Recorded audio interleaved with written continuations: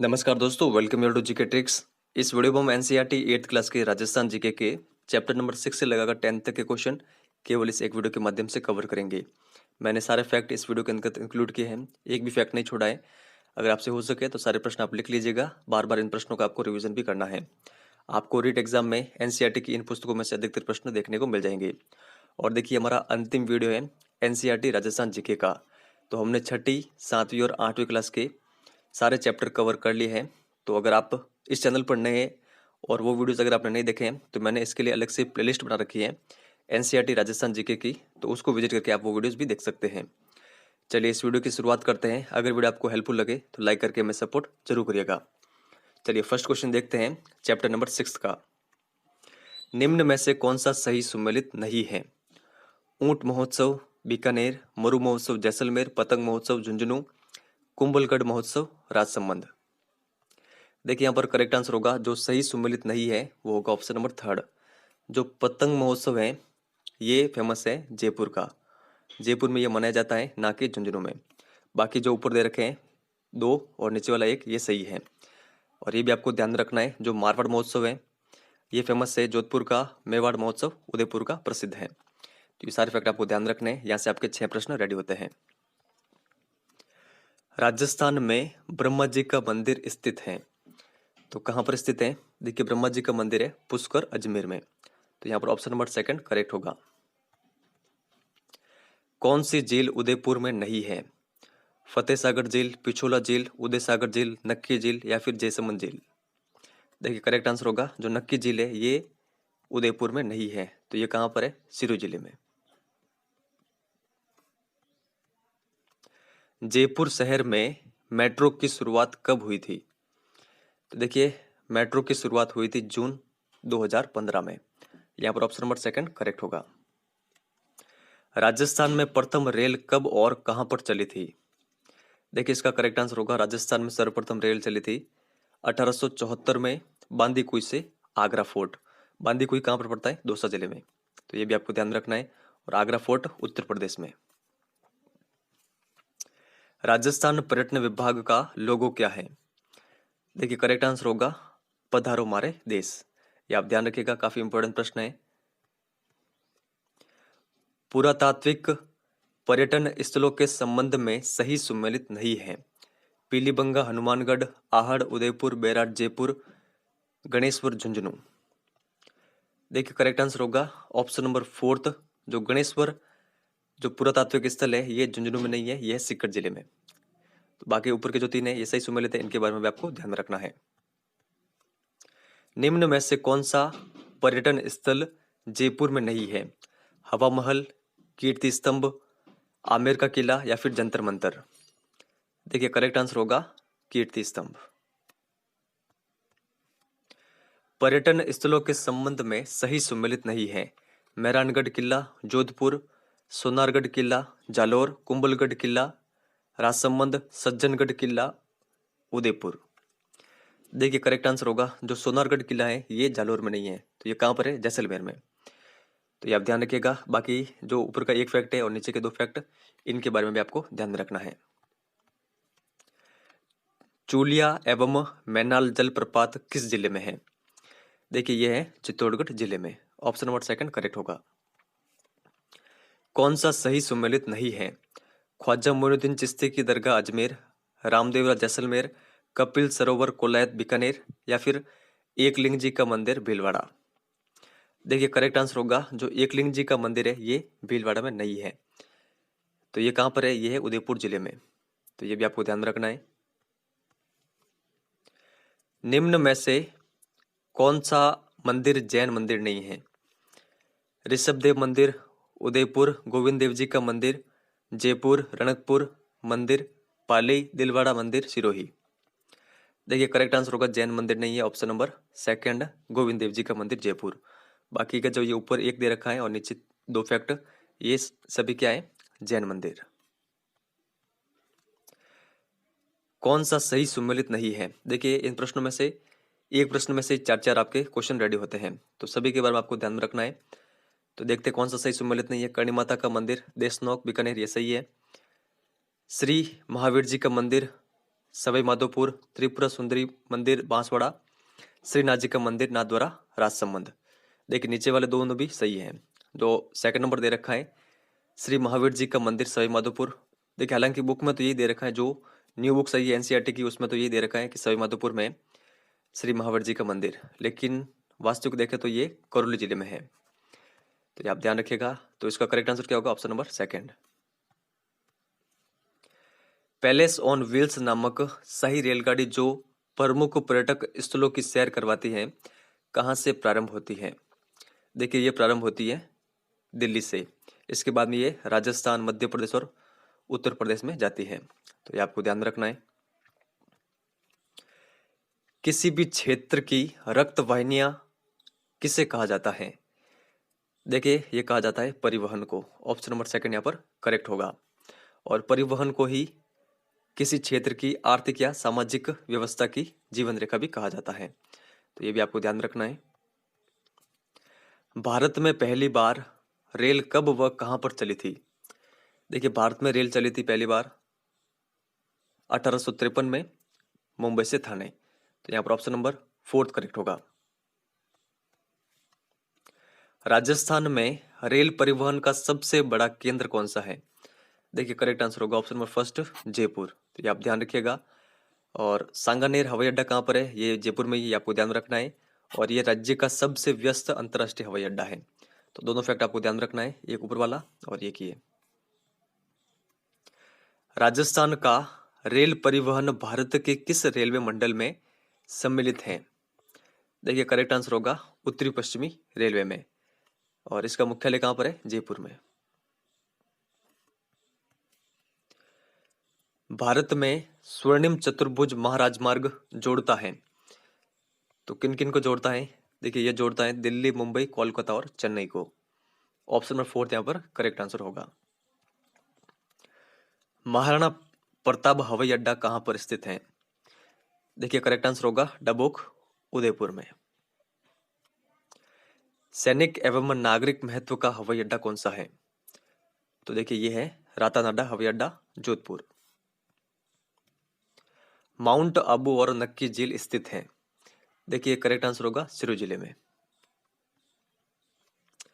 राजस्थान में रेल मार्ग की कुल लंबाई कितनी है लगभग में? देखिए करेक्ट आंसर होगा option number second, 6000 kilometre. Rajasthan में भारतीय रेलवे के कितने जोन हैं? देखिए करेक्ट आंसर होगा 2 रेलवे जोन है राजस्थान में भारतीय रेलवे के। कौन कौन से? उत्तरी पश्चिमी रेलवे जोन जयपुर, पश्चिमी मध्य रेलवे जोन उदयपुर।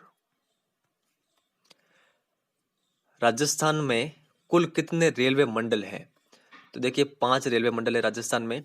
कहाँ कहाँ पर? जयपुर, बीकानेर, जोधपुर, अजमेर और कोटा में। राजस्थान में प्रमुख पर्यटन मंडल सर्किट हैं? जयपुर आमेर सर्किट, मरु सर्किट, मेवाड़ सर्किट या फिर सभी? देखिए करेक्ट आंसर होगा सभी। राजस्थान में पर्यटन को बढ़ावा देने के लिए कब पर्यटन को उद्योग का दर्जा दिया गया? देखिए प्रश्न काफी अधिक इंपॉर्टेंट है। पर्यटन को उद्योग का दर्जा दिया गया था 1989 में। ऑप्शन नंबर सेकंड यहाँ पर करेक्ट होगा। पर्यटन किस प्रकार का उद्योग है? तो देखिए पर्यटन एक प्रकार का सेवा उद्योग है। तो ये आप ध्यान रखिएगा। निम्न में से कौन सा सही सुमेलित नहीं है? तो देखिए यहां से भी आपके 4 प्रश्न रेडी होंगे। रणथंभौर राष्ट्रीय उद्यान, सवाई माधोपुर, सरिस्का राष्ट्रीय उद्यान अलवर, केवलादेव घना पक्षी राष्ट्रीय उद्यान भरतपुर या फिर राष्ट्रीय मरु उद्यान जैसलमेर बीकानेर। देखिए सही सुमेलित नहीं है ऑप्शन नंबर फोर्थ। जो राष्ट्रीय मरु उद्यान है ये जैसलमेर में तो है लेकिन बीकानेर में नहीं है। तो जैसलमेर और बाड़मेर के अंतर्गत आता है राष्ट्रीय मरु उद्यान। तो ये आप ध्यान रखिएगा। बाकी के ऊपर के फैक्ट भी आपको ध्यान में रखने हैं। निम्न में से कौन सा अभ्यारण्य घड़ियाल और मगरमच्छ के संरक्षण के लिए प्रसिद्ध है? देखिए करेक्ट आंसर होगा राष्ट्रीय चंबल अभ्यारण्य। तो ये आप ध्यान रखिएगा। तो यहाँ पर हमारे चैप्टर नंबर 6 के सारे क्वेश्चन मैंने आपके सामने रख लिए हैं जो भी इंपॉर्टेंट है। और ऐसा एक भी नहीं है कि जो इंपॉर्टेंट फैक्ट है वो छूट रहा है। मैंने एक भी फैक्ट नहीं छोड़ा है। आप देख सकते हैं मैंने एक क्वेश्चन के माध्यम से ही काफ़ी अधिक फैक्ट आपके सामने रखे हैं। तो आप निश्चिंत रहिएगा। चलिए चैप्टर नंबर 7 की शुरुआत करते हैं। फर्स्ट क्वेश्चन देखते हैं, निम्न में से कौन सी कृषि संबंधित योजना है? कृषि कल्याण कोष, राष्ट्रीय खाद्य सुरक्षा मिशन, राष्ट्रीय कृषि विकास योजना या फिर सभी? देखिए करेक्ट आंसर होगा कृषि संबंधी ये तीनों योजनाएं हैं, तो सभी हमारा करेक्ट आंसर होगा। तो ये आप ध्यान रखिएगा। इसके अलावा कृषि संबंधी योजनाएं और कौन कौन सी है, तो नीचे और दे रखी है, प्रधानमंत्री कृषि सिंचाई योजना, प्रधानमंत्री फसल बीमा योजना, राष्ट्रीय आयुष मिशन, किसान कलेवा योजना और राजीव गांधी कृषक साथी सहायता योजना। तो ये सभी किस प्रकार की योजना है? कृषि संबंधी योजना। तो ये आपको ध्यान में रखनी है। निम्न में से कौन सी आर्थिक क्षेत्र की योजना नहीं है? भामाशाह रोजगार सृजन योजना, बेटी बचाओ बेटी पढ़ाओ योजना, पंडित दीनदयाल उपाध्याय ग्रामीण कौशल योजना या फिर मुख्यमंत्री युवा संबल योजना? देखिए आर्थिक क्षेत्र की योजना नहीं है, option number second, Beti Bachao Beti Padhao योजना। तो कौन कौन सी है ये आपको ध्यान में रखनी है। जो फर्स्ट दे रखी है, थर्ड और फोर्थ, ये तीनों है आर्थिक क्षेत्र की योजनाएं। राजस्थान जन आधार योजना कब प्रारंभ की गई? देखिए यह योजना प्रारंभ की गई 2019 में। निम्न में से कौन सी योजना महिला सशक्तिकरण से संबंधित नहीं है? बेटी बचाओ बेटी पढ़ाओ योजना, स्वावलंबन योजना, सांझा अभियान और मुख्यमंत्री राष्ट्रीय योजना और गरिमा बालिका संरक्षण एवं सम्मान योजना या फिर कोई नहीं? देखिए करेक्ट आंसर होगा महिला सशक्तिकरण से संबंधित जो नहीं है वो है कोई नहीं। तो ये जो जितने भी योजनाएं दे रखी चारों, ये किससे संबंधित है? महिला सशक्तिकरण से। तो आप ये ध्यान रखिएगा। ग्रामीण विकास से संबंधित योजना नहीं है, मुख्यमंत्री आदर्श ग्राम पंचायत योजना, स्वच्छ भारत अभियान योजना, अटल भूजल योजना या फिर कोई नहीं? देखिए करेक्ट आंसर होगा कोई नहीं, क्योंकि ये जो तीनों योजनाएं दे रखी हैं ये किस प्रकार की योजना है? ग्रामीण विकास से संबंधित योजनाएं। तो आप ये ध्यान रखिएगा। जो चैप्टर नंबर 7 है इसके अंतर्गत केवल जितने भी सरकार की योजनाएं वही दे रखी है। तो ये मैं आपके सामने रख रहा हूं। निम्न में से कौन सी स्वास्थ्य क्षेत्र की योजना नहीं है? स्वावलंबन योजना, राजस्थान जननी शिशु सुरक्षा योजना, आशा सहयोगिनी, राष्ट्रीय स्वास्थ्य मिशन, जननी एक्सप्रेस? देखिए करेक्ट आंसर होगा स्वास्थ्य से संबंधित जो योजना नहीं है वो है स्वावलंबन योजना। बाकी के नीचे की जो ये चार दे रखी है ये है स्वास्थ्य क्षेत्र की योजनाएं। और इसके अलावा कौन कौन सी है स्वास्थ्य क्षेत्र की योजना में? आयुष्मान भारत है, इसके अलावा मुख्यमंत्री निःशुल्क दवा योजना और मुख्यमंत्री निःशुल्क जांच योजना और मुख्यमंत्री राष्ट्रीय योजना। तो ये आप ये ध्यान रखिएगा। और देखिए इस चैप्टर के अंतर्गत और कुछ है नहीं, मैं आपको इस वीडियो के डिस्क्रिप्शन में इस चैप्टर के नोट्स प्रोवाइड करा दूंगा। तो मैंने केवल इसी एक चैप्टर के नोट्स बनाए हैं, तो मैं वो आपको प्रोवाइड करूंगा। नोट्स के अंतर्गत ऐसा है कि जितने भी मैंने आपके सामने ये आगे योजनाएं रखी हैं, तो इस बुक के अंतर्गत योजना दे रखी है और केवल उनका एक उद्देश्य दे रखा है। योजना दे रखी है और उद्देश्य दे रखा है, योजना उद्देश्य। तो मैं आपको डिस्क्रिप्शन में वो लिंक दे दूंगा, वहां से आप अगर चाहे तो इन सभी योजनाओं के उद्देश्य भी लिख सकते हैं। तो चलिए आगे चलते हैं, फिर चैप्टर नंबर 8 की शुरुआत करते हैं। फर्स्ट क्वेश्चन देखते हैं, विनोबा भावे ने 18 अप्रैल 1951 को तेलंगाना के एक छोटे गांव तिरुचिपल्ली में एक जमीन का टुकड़ा दान में देकर किस आंदोलन की शुरुआत की थी? देखिए यहाँ पर करेक्ट आंसर होगा विनोबा भावे ने जिस आंदोलन की शुरुआत की थी, एक जमीन के टुकड़े को दान में देकर, ये है भूदान आंदोलन। तो यहाँ पर ऑप्शन नंबर सेकंड करेक्ट होगा।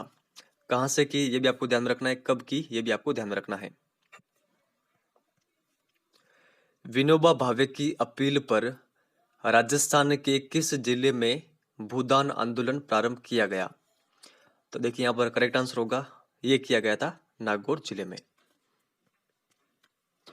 राजस्थान सरकार ने ग्राम दान अधिनियम कब पारित किया था? देखिए करेक्ट आंसर होगा, काफी इंपॉर्टेंट प्रश्न भी है, ग्राम दान जो अधिनियम है ये राजस्थान सरकार ने पारित किया था 1971 में। यहाँ पर ऑप्शन नंबर सेकंड करेक्ट होगा। राजस्थान काश्तकारी अधिनियम कब पारित हुआ? देखिए यहाँ पर करेक्ट आंसर होगा काश्तकारी अधिनियम पारित हुआ था 1955 में। राजस्थान भू राजस्व अधिनियम कब पारित हुआ? देखिए करेक्ट आंसर होगा राजस्थान भू राजस्व अधिनियम ये पारित हुआ था 1956 में।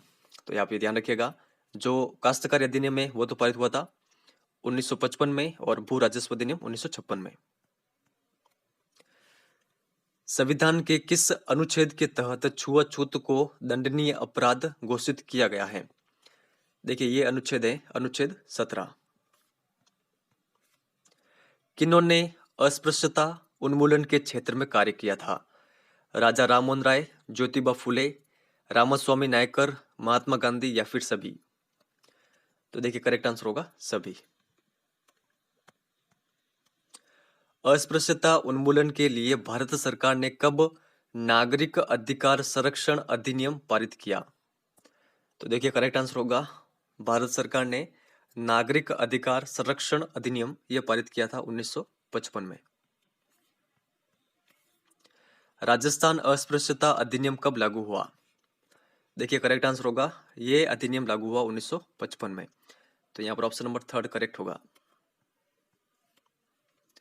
राजस्थान सरकार में केंद्र सरकार द्वारा अनुसूचित जाति जनजाति अत्याचार निरोधक कानून को कब लागू किया गया? तो देखिए करेक्ट आंसर होगा ये लागू किया गया 1989 में। ऑप्शन नंबर 2 यहाँ पर करेक्ट होगा। आप किसी भी राष्ट्र में महिलाओं की स्थिति को देखकर उस राष्ट्र की हालत बता सकते हैं, उक्त कथन है। तो ये कथन किनका है? तो देखिए ये कथन है जवाहरलाल नेहरू का। ऑप्शन नंबर 3 यहाँ पर करेक्ट होगा।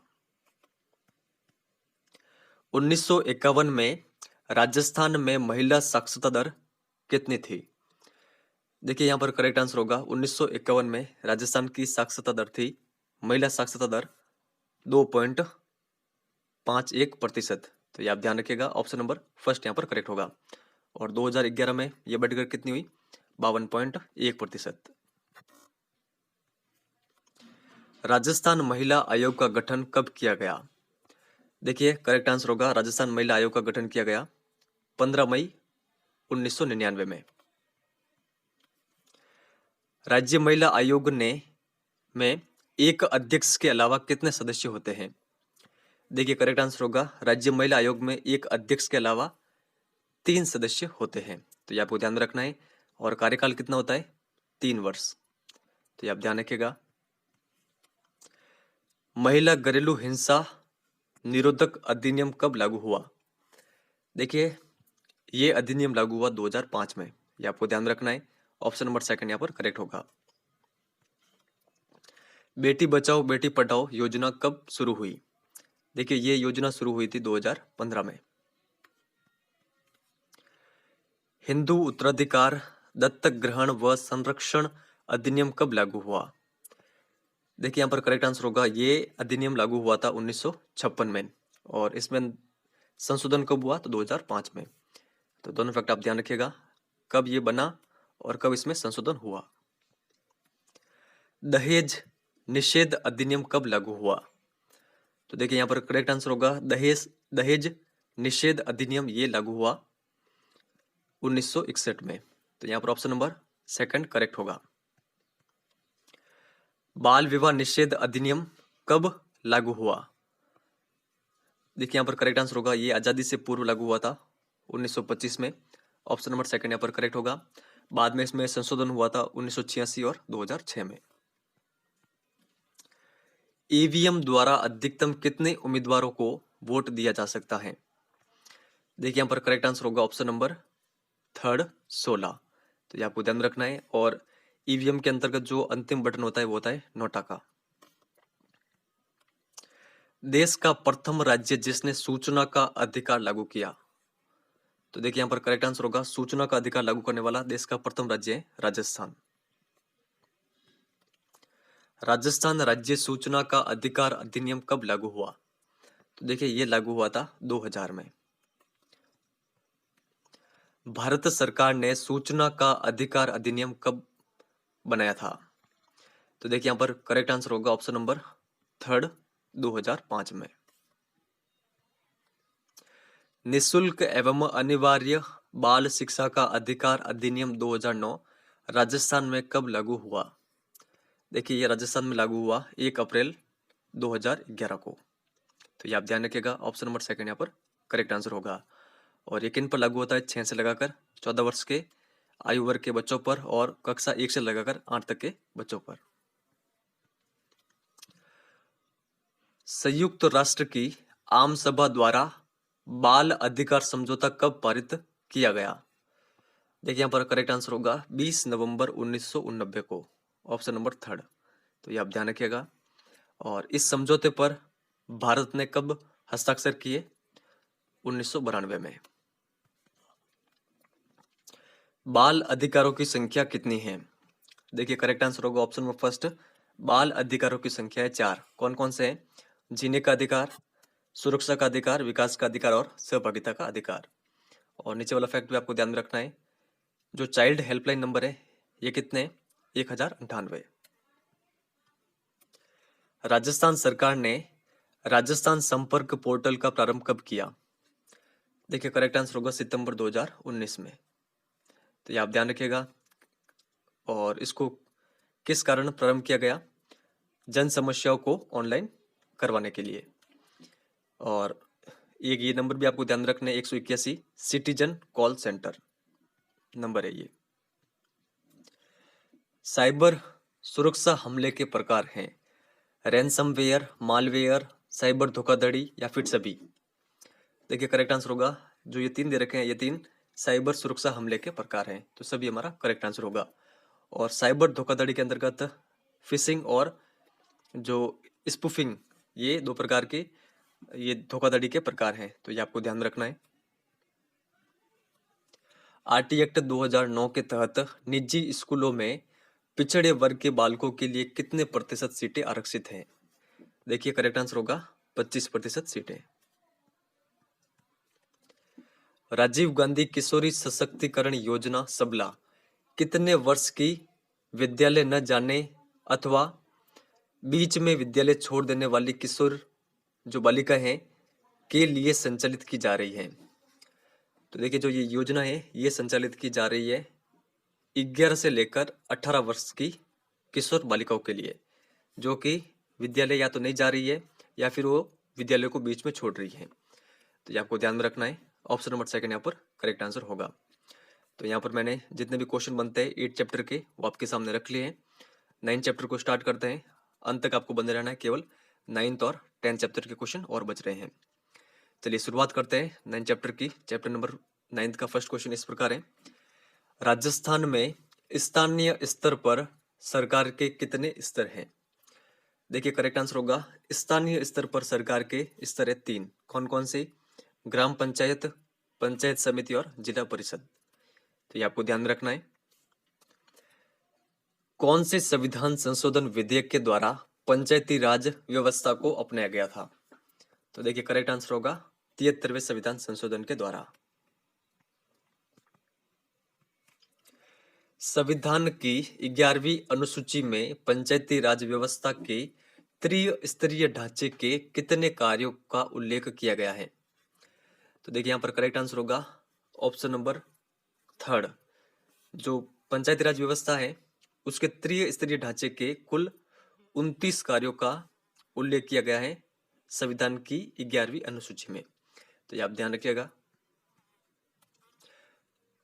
पंचायत समिति का अध्यक्ष होता है, देखिए करेक्ट आंसर होगा पंचायत समिति का अध्यक्ष होता है प्रधान, ऑप्शन नंबर फोर्थ। लोकतंत्र की प्रथम इकाई किसे कहा जाता है? देखिए करेक्ट आंसर होगा लोकतंत्र की प्रथम इकाई कहा जाता है ग्राम पंचायत को, ऑप्शन नंबर सेकंड यहाँ पर करेक्ट आंसर होगा। पंचायतों का चुनाव राज्य चुनाव आयोग द्वारा संपन्न किया जाता है। और ग्राम पंचायत का कार्यकाल कितना होता है? देखिए इनका कार्यकाल होता है 5 वर्ष का, तो ये आप ध्यान रखिएगा। ग्राम पंचायत का प्रमुख कौन होता है? तो देखिए इसका करेक्ट आंसर होगा सरपंच, ऑप्शन नंबर थर्ड। और देखिए जो सरपंच है, सरपंच को अविश्वास प्रस्ताव के माध्यम से हटाया भी जा सकता है। और ये एक चीज आपको ये भी ध्यान में रखनी है कि जो सरपंच होते हैं इनका जो चुनाव होता है वो प्रत्यक्ष रूप से होता है। ग्राम पंचायत में सरकारी कागजातों के रिकॉर्ड को रखना और बैठकों की कार्यवाही को लिखना किसका कार्य होता है? देखिए प्रश्न काफी अधिक इंपॉर्टेंट है। करेक्ट आंसर होगा सचिव का यह कार्य होता है। ग्राम पंचायत की प्रत्येक माह में कम से कम कितनी बैठकें होना आवश्यक है? देखिए करेक्ट आंसर होगा ऑप्शन नंबर फर्स्ट, 2 बैठक। किसके निर्वाचित सदस्य प्रधान व उप प्रधान का चुनाव करते हैं? देखिए करेक्ट आंसर होगा ऑप्शन नंबर सेकंड, पंचायत समिति के जो निर्वाचित सदस्य होते हैं वो प्रधान और उप प्रधान का चुनाव करते हैं। तो ये आप ध्यान रखिएगा। और जो देखिए जो ये पंचायत समिति है ये ग्राम पंचायत और जिला परिषद को जोड़ने की कड़ी है। ये भी फैक्ट आपको ध्यान में रखना है। पंचायत समिति का सदस्य बनने के लिए न्यूनतम आयु वर्ष होना आवश्यक है। देखिए करेक्ट आंसर होगा 25 वर्ष, ऑप्शन नंबर थर्ड। और जो पंचायत समिति के सदस्य होते हैं उनका कार्यकाल होता है 5 वर्ष का। प्रधान व उप प्रधान को पंचायत समिति कार्य में मदद करने के लिए राज्य सरकार द्वारा किस अधिकारी की नियुक्ति की जाती है? यह प्रश्न भी काफी अधिक इंपॉर्टेंट है। देखिए इस अधिकारी का नाम है खंड विकास अधिकारी, ऑप्शन नंबर थर्ड। जिला परिषद के सदस्य होते हैं पंचायत समिति के प्रधान, जिले से निर्वाचित विधानसभा सदस्य, लोकसभा व राज्यसभा सदस्य या फिर सभी। देखिए करेक्ट आंसर होगा सभी। तो ये आप ध्यान रखिएगा। और इसके अलावा ये भी आपको ध्यान रखना है कि जो जिला परिषद है ये पंचायती राज व्यवस्था की शीर्ष स्तर की संस्था है। जिला प्रमुख को जिला परिषद के समस्त कार्य में मदद करने के लिए राज्य सरकार द्वारा किस अधिकारी की नियुक्ति की जाती है? तो देखिए ये प्रश्न भी काफी अधिक इंपॉर्टेंट है। करेक्ट आंसर होगा ऑप्शन नंबर फर्स्ट, मुख्य कार्यकारी अधिकारी की। ग्राम सभा की कितने महीने में एक बैठक बुलानी आवश्यक है? देखिए करेक्ट आंसर होगा ग्राम सभा की प्रत्येक 3 माह में एक बैठक बुलाना आवश्यक है। तो ये आपको ध्यान रखना है। और जो ग्राम सभा की आमतौर पर जो बैठकें होती है उनकी डेट भी आपको ध्यान रखनी है। 26 जनवरी, 1 मई, 15 अगस्त और 2 अक्टूबर। तो ये आप ध्यान रखिएगा। 15 अगस्त को हमारा देश आजाद हुआ था और 26 जनवरी को गणतंत्र दिवस होता है। 1 मई आपको ध्यान रखनी है और 2 अक्टूबर गांधी जयंती। तो ये डेट आपको जरूर ध्यान रखनी है, इंपॉर्टेंट है। कौन से ग्राम न्यायालय एक्ट के तहत ग्राम न्यायालयों की स्थापना की गई थी? देखिए यहाँ पर ग्राम न्यायालय है। तो देखिए ये एक्ट है ग्राम न्यायालय एक्ट 2008। तो ये आप ध्यान रखिएगा, ग्राम न्यायालय एक्ट 2008 के तहत ग्राम न्यायालयों की स्थापना की गई थी। राजस्थान के प्रथम ग्राम न्यायालय की स्थापना कहां पर की गई थी? तो देखिए करेक्ट आंसर होगा जब ये एक्ट बना था 2008 में, तो उस समय प्रथम ग्राम न्यायालय की स्थापना की गई थी जयपुर में, ऑप्शन नंबर सेकंड। तो ये आप ध्यान रखिएगा। और जो ये ग्राम न्यायालय इनमें न्यायाधीशों की नियुक्ति कौन करता है? उच्च न्यायालय। तो ये भी आप ध्यान रखिएगा। 15,000 से 1 लाख की जनसंख्या पर स्थापना की जाती है। तो देखिए ये की जाती है नगर पालिका की, ऑप्शन नंबर थर्ड यहाँ पर करेक्ट आंसर होगा। निम्न में से कौन सा कथन यहाँ पर सत्य नहीं है? नगर निगम का अध्यक्ष महापौर होता है, नगर परिषद का अध्यक्ष सभापति होता है, नगर पालिका बोर्ड का अध्यक्ष नगर पालिका अध्यक्ष होता है, 5 लाख से अधिक जनसंख्या वाले स्थानों पर नगर परिषद की स्थापना की जाती है। देखिए यहाँ पर जो कथन सत्य नहीं है वो है ऑप्शन नंबर फोर्थ, ये यहाँ पर गलत है। तो ऊपर के जो ये दे रखे हैं ये सही है। अब देखिए मैं आपको कुछ एक्स्ट्रा फैक्ट बता देता हूँ। जो नगर निगम है इनकी स्थापना कहाँ पर की जाती है? जहां पर जनसंख्या 5 लाख से अधिक हो। ये आप ध्यान रखिएगा। यहाँ पर नगर परिषद दे रखा है जो कि गलत है। अगर यहाँ पर नगर निगम दे रखा होता तो ये कथन सही होता।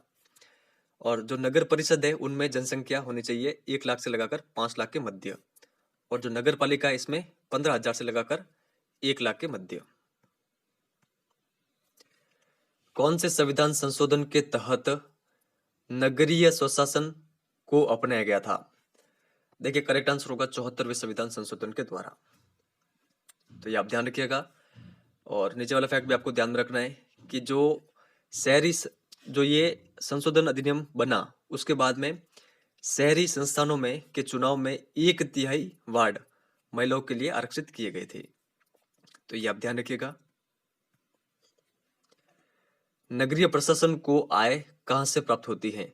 सरकार व राज्य सरकार के द्वारा, शुल्क व जुर्माने के द्वारा, शहरवासियों पर कर लगाकर, या फिर सभी।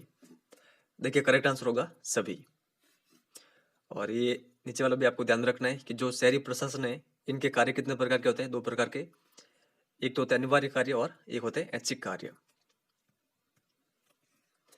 तो यहाँ पर हमारे चैप्टर नंबर 9 के सारे क्वेश्चन कंप्लीट होते हैं। सारे फैक्ट मैंने आपके सामने रखे हैं। तो चलिए चैप्टर नंबर 10 की शुरुआत करते हैं। ये हमारा अंतिम चैप्टर है। और जो भी स्टूडेंट सारे क्वेश्चनों को लिख रहा है कमेंट सेक्शन में लिख के जरूर बताएं। तो चलिए शुरुआत करते हैं। फर्स्ट क्वेश्चन देखते हैं। 1354 में बूंदी दुर्ग का निर्माण किसके द्वारा करवाया गया था? देखिए करेक्ट आंसर होगा 1354 में बूंदी दुर्ग का निर्माण करवाया गया था बर्ज सिंह के द्वारा। ऑप्शन नंबर 3 यहाँ पर करेक्ट आंसर होगा। किस दुर्ग में छत्रसाल महल, यंत्रशाला, बादल महल और अनिरुद्ध महल बने हुए हैं? देखिए यहाँ पर करेक्ट आंसर होगा जितने भी ये दे रखे हैं महल, यंत्रशाला और बादल महल और अनिरुद्ध महल, ये बने हुए हैं बूंदी दुर्ग में। ऑप्शन नंबर 2 यहाँ पर करेक्ट होगा। तो ये आप ध्यान रखिएगा। ये वाला काफी अधिक इंपॉर्टेंट है कि अनिरुद्ध महल कहाँ पर है? तो बूंदी दुर्ग में। कई बार कई एग्जाम आया हुआ है तो ये आपको ध्यान में रखना है। चारों ओर मिट्टी की दोहरी प्राचीर से बना लोहागढ़ दुर्ग का निर्माता कौन है? देखिए जो ये लोहागढ़ दुर्ग है ये किस जिले में? भरतपुर जिले में। और इसका निर्माता कौन है? सूरजमल, जाट शासक सूरजमल। तो ये आपको ध्यान में रखना है। किस दुर्ग में नौलखा दरवाजा, हमीर महल, 32 खंभों की छतरी, त्रिनेत्र गणेश का मंदिर स्थित है? देखिए ये किला कौन सा है? ये दुर्ग है रणथंभौर दुर्ग। ऑप्शन नंबर 2 यहाँ पर करेक्ट आंसर होगा। और इस रणथंभौर दुर्ग का निर्माण करवाया गया था चौहान वंश के शासकों के द्वारा। तो ये भी आपको ध्यान में रखना है। जितने भी ये दे रखे हैं ये फैक्ट आपको याद में होने चाहिए। 10वीं शताब्दी में परमार, धारावर्ष व मुंज ने किस दुर्ग का निर्माण करवाया था? देखिए करेक्ट आंसर होगा ऑप्शन नंबर 2 जालोर दुर्ग का। तो ये आप ध्यान रखिएगा। जो जालोर दुर्ग है ये बना हुआ है सोनगिरी पहाड़ी पर। और इस दुर्ग में 4 दरवाजे हैं। और ये किन के शौर्य का प्रतीक है? जो सोनग्रह चौहान है इनके शौर्य का प्रतीक है जालोर दुर्ग। तो ये आपको ध्यान रखना है। चित्तौड़गढ़ दुर्ग के संबंध में गलत कथन है। त्रिकुट पहाड़ी पर 7वीं सदी में इसकी नींव रखी गई। इसका विकास प्रतिहार, चालुक्य, परमार और सिसोदिया शासकों के द्वारा किया गया।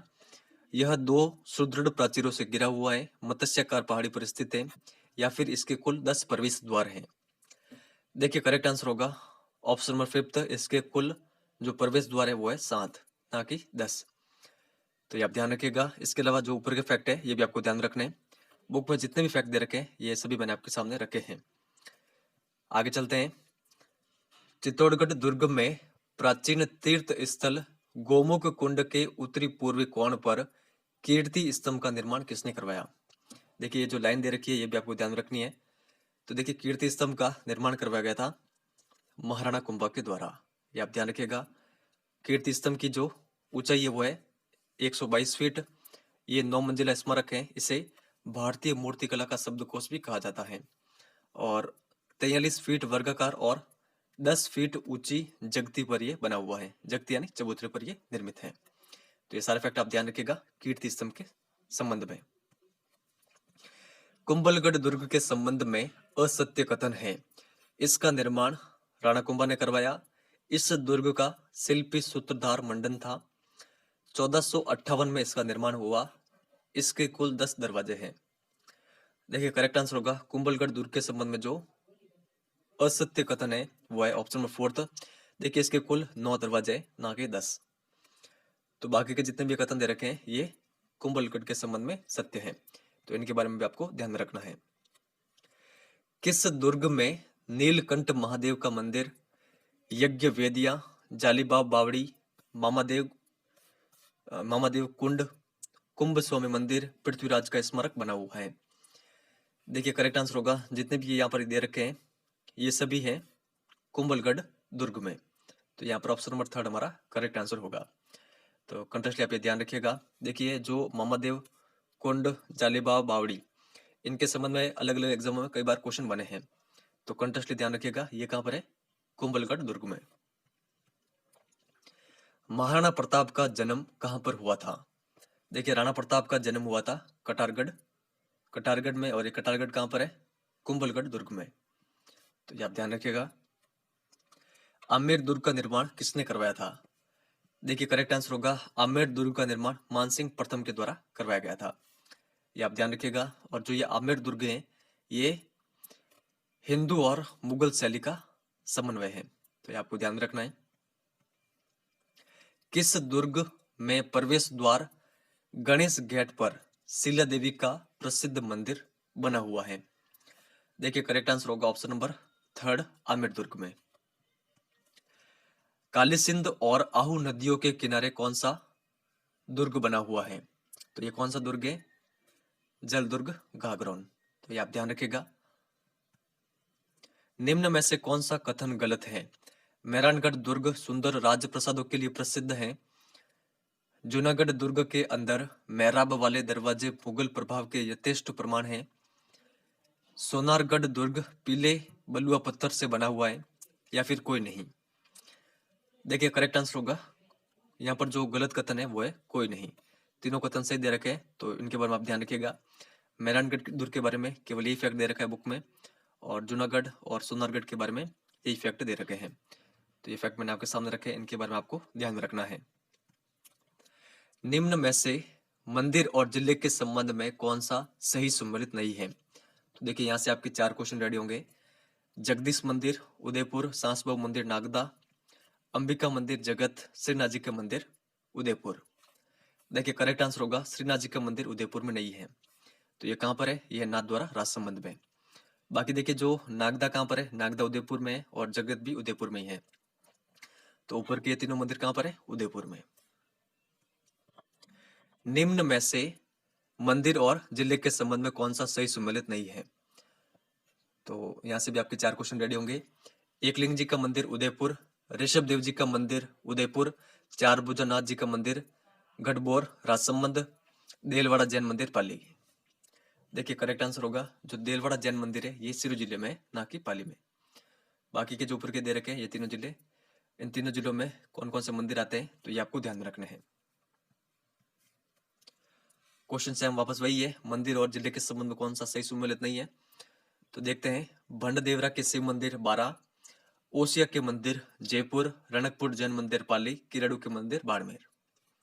देखिए करेक्ट आंसर होगा, जो ओसिया के मंदिर है ये जयपुर में नहीं है, तो ये कहाँ पर है? ये है जोधपुर जिले में। तो ये आप ध्यान रखिएगा। बाकी का ऊपर का जो एक और थर्ड और फोर्थ नंबर जो इफेक्ट है ये भी आपको ध्यान में रखने हैं। निम्न में से मंदिर और जिले के संबंध में कौन सा सही सम्मिलित नहीं है? कंसुआ मंदिर कोटा, कमलेश्वर महादेव जी का मंदिर बूंदी, आभानेरी मंदिर जयपुर, सूर्य मंदिर जालरापाटन। देखिए आभानेरी मंदिर दौसा जिले में, ना कि जयपुर में। तो थर्ड नंबर ऑप्शन यहाँ पर करेक्ट होगा। बाकी के जो ये फैक्ट है इनके बारे में भी आपको ध्यान में रखना है। खाटू श्याम जी और गोविंद देव जी का मंदिर क्रमशः किन जिलों में है?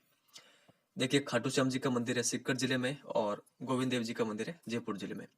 ऑप्शन नंबर सेकंड यहाँ पर करेक्ट आंसर होगा। निम्न में से किन स्थानों से सूर्य की प्रतिमाएं प्राप्त नहीं हुई है? ओसिया, वरमान सिरोही, चित्तौड़गढ़ या फिर दिलवाड़ा। देखिए करेक्ट आंसर होगा, दिलवाड़ा से हमें सूर्य की प्रतिमाएं प्राप्त नहीं हुई है।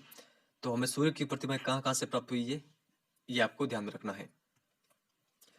सिरोही क्षेत्र में बसंतगढ़ और आहट क्षेत्र में कौन सी प्रतिमाएं प्राप्त हुई है? देखिए करेक्ट आंसर होगा जैन प्रतिमाएं। मिट्टी की मूर्तियों को आग में पकाकर बनाने की कला को क्या कहते हैं? देखिए इस कला को कहा जाता है टेराकोटा। ऑप्शन नंबर थर्ड यहाँ पर करेक्ट आंसर होगा। टेराकोटा के लिए प्रसिद्ध है मोलेला ग्राम राजसमंद, और जो ये टेराकोटा है इसको विश्व स्तर पर पहचान दिलाई गई थी कुमार जाति के द्वारा। निम्न में से कौन सी शेखावटी क्षेत्र की हवेली नहीं है? रामगढ़ की हवेली और नवलगढ़ की हवेली, मुकुंदगढ़ की हवेली, मंडावा हवेली, लक्ष्मणगढ़ हवेली या फिर नथमल हवेली। देखिए यहाँ पर करेक्ट आंसर होगा जो नथमल हवेली है ये शेखावटी क्षेत्र की हवेली नहीं है। तो ये हवेली कहां पर है? ये है जैसलमेर में। सलीम सिंह और पटवो की हवेली किस जिले में है? देखिए दोनों हवेलियां हैं जैसलमेर में। मूसी रानी की छतरी किस जिले में है? देखिए करेक्ट आंसर होगा मूसी रानी की छतरी है अलवर जिले में।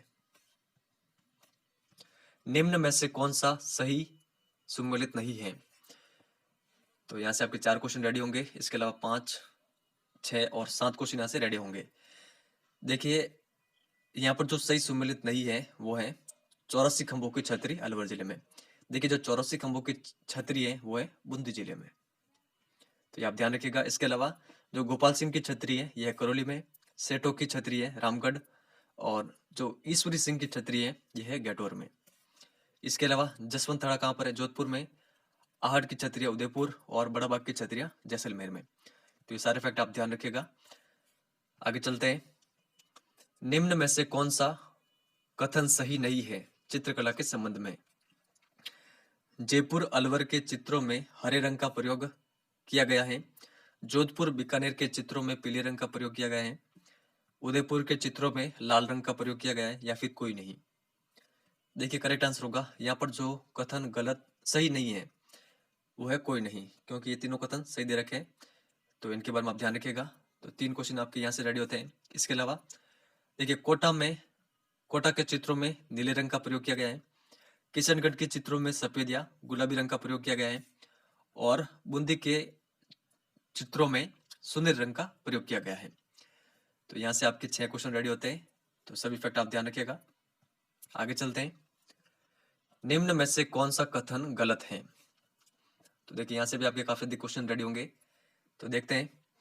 उदयपुर चित्र शैली में कदम वृक्ष का अधिक प्रयोग किया गया, किशनगढ़ चित्र शैली में केले का अधिक प्रयोग किया गया, कोटा बूंदी शैली में लंबे खजूर के वृक्ष के चित्रों का अधिक प्रयोग किया गया, जयपुर अलवर शैली में पीपल अथवा वट वृक्ष चित्रों का अधिक प्रयोग किया गया या फिर कोई नहीं।